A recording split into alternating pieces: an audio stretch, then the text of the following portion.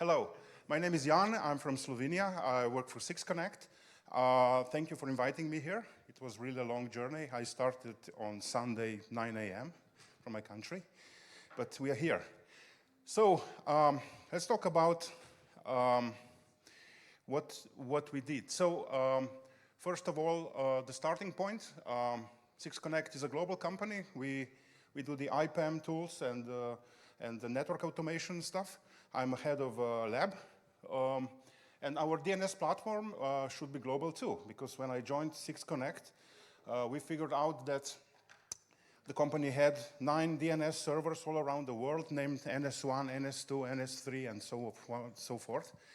So we said it was at one point in time, well, why we don't build the Anycast network, just to put our DNS servers on the Anycast and for our domains. And you know, it would be a really good a platform to learn something new, because you know, Anycast, how hard can it be, right? So, who here doesn't know about the basic concept of Anycast? Everybody knows? Unicast is 1-to-1, Anycast is 1 to the closest one. That's all you need to know. Okay? Sander Stefan also works for SixConnect, and Sander and I are all usually doing the experiments in the lab and the prototypes. And then we said, okay, how do we tackle that? How do we build the global Anycast network? Okay, let's build a prototype first, set up measurements, fine-tune the prototype, more measurements, and we're done, right? That was very wishful thinking. Really, really, really very wishful thinking. And then we started building the prototype. And just for the record, we built this Anycast network not because we needed it, but because we could, because we were curious, right? That's engineers. So first we designed the whole thing and thought about the high availability, about multi-vendor environment and all this. If I upgrade, I don't know, a bind and there is a bug in the upgrade, then everything goes down. If I upgrade not or anyone else, then you know, I can have my Anycast service down. So we chose to use many of them and put the DNS dist in front of the resolver. We chose for BERT, for BGP routing. Hello? Yeah, it works brilliantly fine. And it's really, really good stuff to do this. We used Ansible for automation. Now, Ansible, now the whole thing became so complex that Ansible is choking a little bit, but we will have to think about something else now. And of course, it wouldn't be me if we would not do the bash, sed, awk sort thing for scripting the stuff around it. And we are still talking about the prototype. So DNS dist provides the scripting and the monitoring. DNS dist is a very nice thing to accept the DNS query and then forward it to the backend nodes. Then we have a zone sync. That's a Python script to update the zone files, because we send the configuration once for not DNS, and then we have a script to translate this configuration to other DNS servers. We built Damocles. This name is self-explanatory. This is the best script to query DNS dist and kill BERT if there is a failure, because you know, if there is no DNS response from the node, then this node should not be in the Anycast pool. Yeah, and as I said, managed using the Ansible. So we started with first Fremont, US, Ljubljana, and Apeldoorn. That's where we have hardware in the data centers. It's not a really good spread, but it's a start.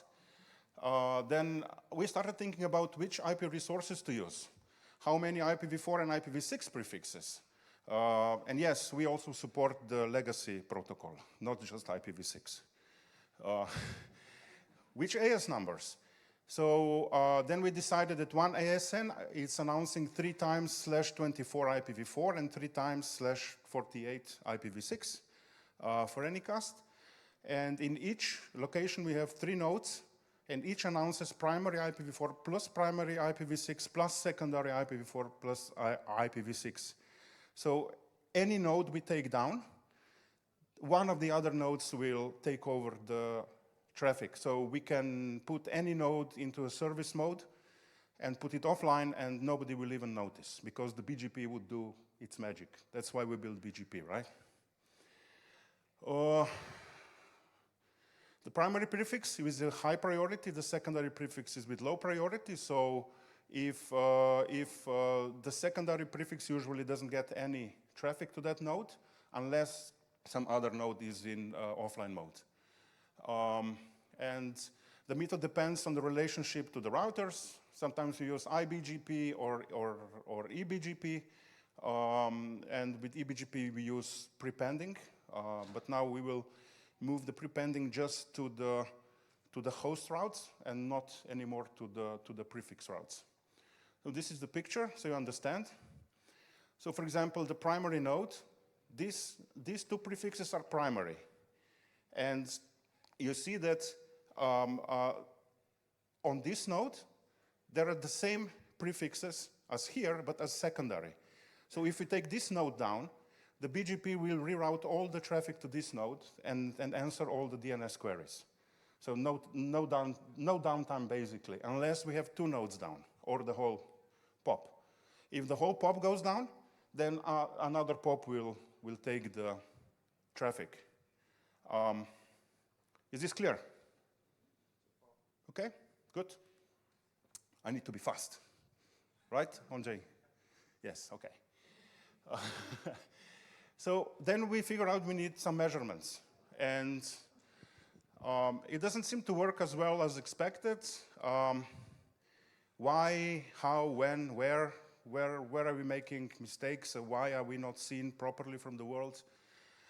Then we figure out we need monitoring and measurements. Route view help a bit. RIPE Atlas provides some information, but not very detailed. RIPE Atlas is a very good measurement network, but it has a couple of orders of magnitude too low number of nodes and vantage points to measure the Anycast properly. So while we were figuring out the measurements, we added a few more things. We deployed a set of VMs in Tokyo, added them to the Anycast setup. We then moved our 6clabs.com domain to Anycast, because eating your own dog food is a thing. We didn't fall off the internet, so that was good. Nobody complained. And at that point in time, we said, what can possibly go wrong, right? Yes, that was a good question to ask. So how do we control and monitor the whole thing? Every car needs a speedometer, apparently, for some people. So we use our software, the Provision, as the control center for Anycast DNS that is automating all the DNS servers around the globe. And zones are administered and distributed from here to all Anycast DNS servers. We use LibreNMS to keep track of the DNS queries about the performance, uptime, and all the nodes. And we should also measure each backend, so that's what we are doing now. We have detailed statistic of performance of each node in the network. So let's take the scenic route. Why should we have just DNS on Anycast, right? Let's try something else. Why not? Just because we can, okay? So recursive DNS, that should be easy. That's not an issue. We are now thinking about, we have a cloud-hosted IPAM solution that people is managing their IP resources in sort of like a cloud. And can we Anycast that? So why should people from US go to the cloud server in Europe? we can Anycast that and have a couple of servers around the world that would be connected with the Galera, replicated DB the Galera, and then you connect to the nearest one. We built that, we are testing that, it's not live yet, and it works, apparently. And then we are thinking, why not having a high available mail servers would be nice. So you take the HA proxy and you proxy the port 25 from each node to one of the central servers, and so on and so forth. So there are lots of ideas what else to put on the Anycast network, because for now, every other Anycast network is just doing DNS and nothing else. And we thought of a little bit experiments with that, how that works. And this thing, it works. We are still building this, the prototype for this, when we have time in the lab. So then we figured out that not all services need to be in all Anycast locations. So now in all Anycast locations, we are just running the DNS servers and the HA proxy nodes that are redirecting traffic to the nearest node that is the most reachable for them. Then we started thinking, how many services can we host in 1/24 and 1/48? Well, /48 is not a limiting factor. It's more like /24. Because if one service fails, the whole prefix needs to be pulled out. So everything needs to work. So should we dedicate more /24s for new services, or what should we do? So these are all the questions that we are still trying to understand. I talked about HA proxy. It's a very good tool. It's very easy to use with the majority of the. Somebody's asking me, isn't the DNS the single point of failure in the end? Yes, it is. That's what we are now working on. But we have 3 nodes in each location. So if DNS dist fails in one node, then it's taken out of the pool, and the second node. Okay, I will talk about this one later. Okay. Huh? Which one? The logo. This logo is this logo was made way before the RIPE NCC one. So you know. Okay. Yeah. Then we started thinking about getting TLS certificates with Let's Encrypt. How you do? Because if you, for example, for www.6connect.com, now all the DNS points to the Anycast network, and if you do web-based authentication, then you start the certbot, and the request comes to one of the Anycast nodes. We don't know which one, so we had to build the HA proxy forwarding to forward all of them to the central location. This took us some time, but then we switched to the DNS-based authentication, so now we have both mechanisms that works. But then the dilemma still stays.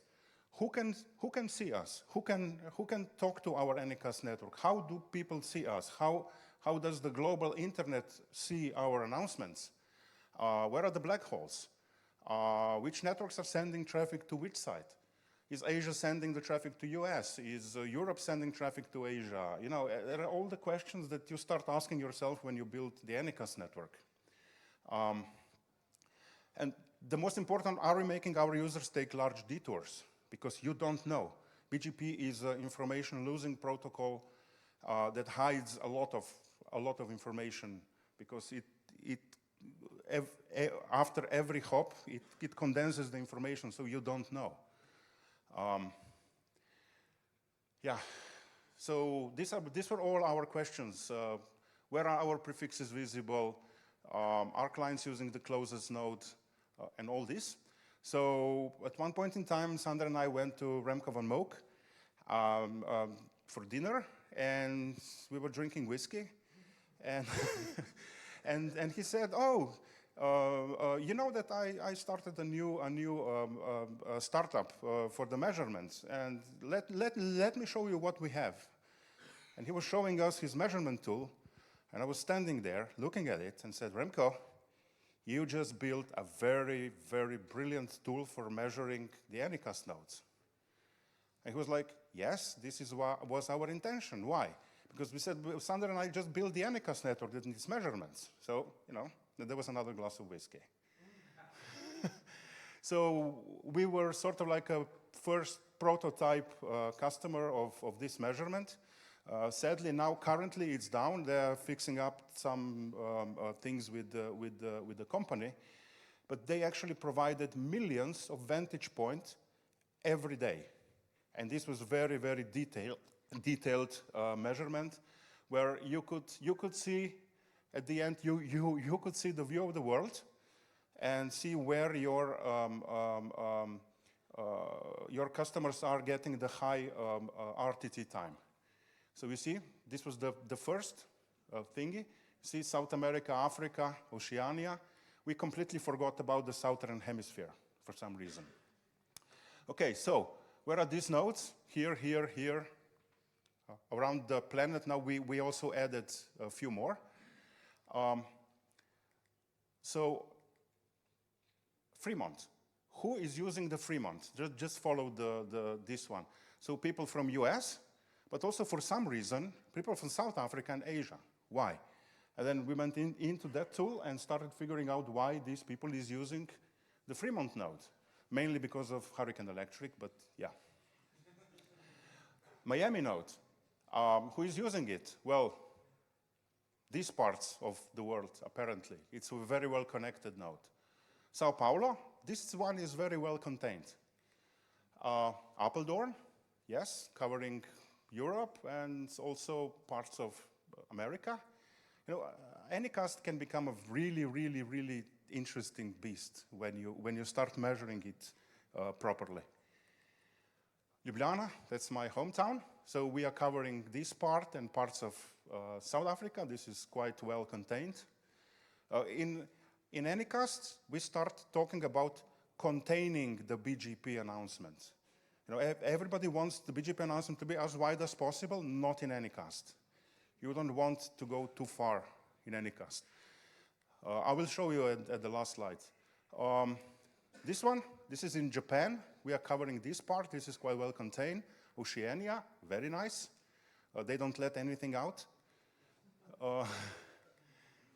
So Joburg. We switched on the node in Joburg. Oh no, I need more than 5 minutes. You were talking too much at the beginning. So, what the hell happened here? I will come back to this at the end.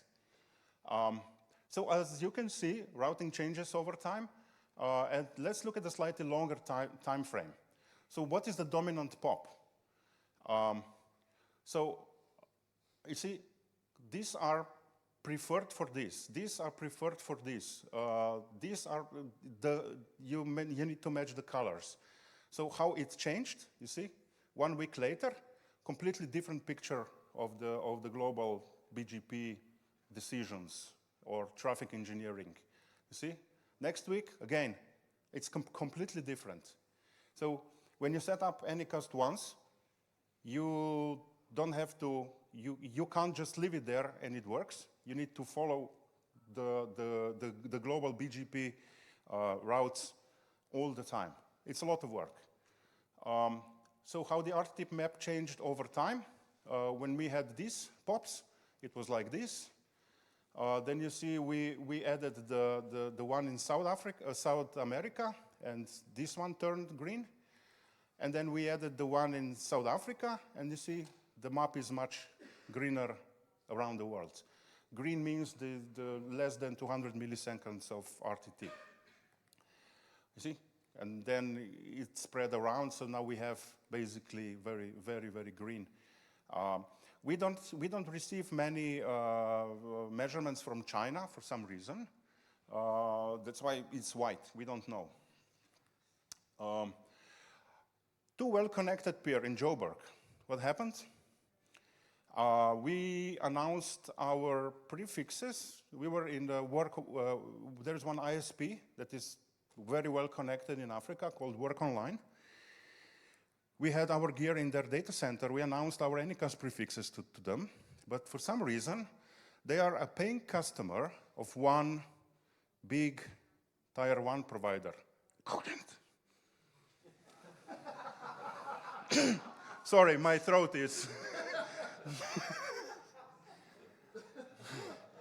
And what happened was, so this big tier 1 provider is not doing the hot potato routing. They're doing the frozen potato routing.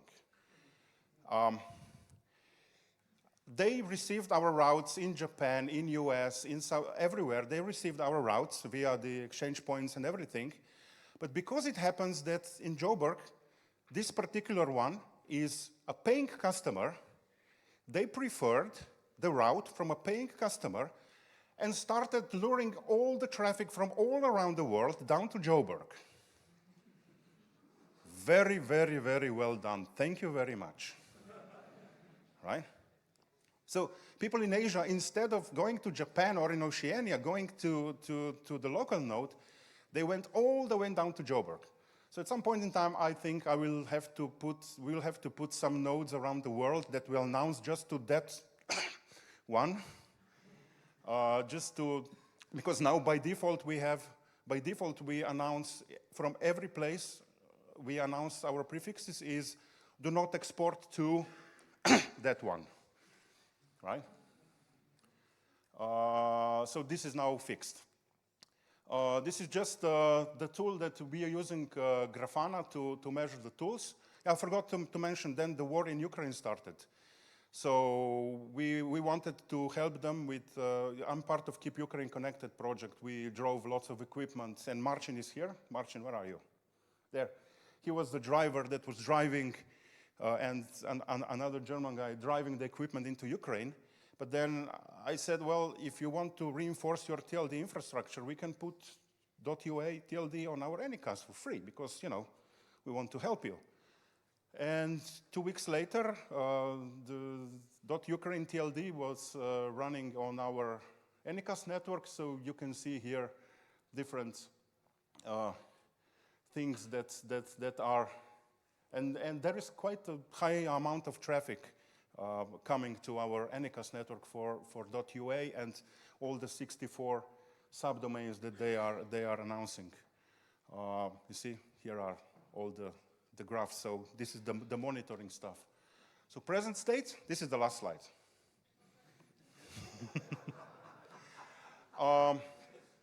We are running the Anycast DNS services for our domains, running Ukraine.ua TLD. We have started also hosting other customer zones, so people want now to use our Anycast network.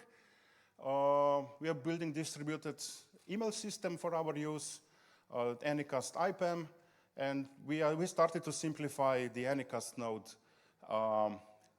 This is maybe too complex as it is, but you know, it's a prototype. It was a prototype, so we had to go far to put it a little bit back to see where the complexity ends and the usefulness starts.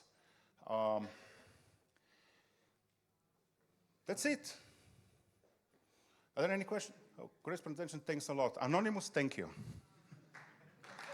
Mickey Mouse.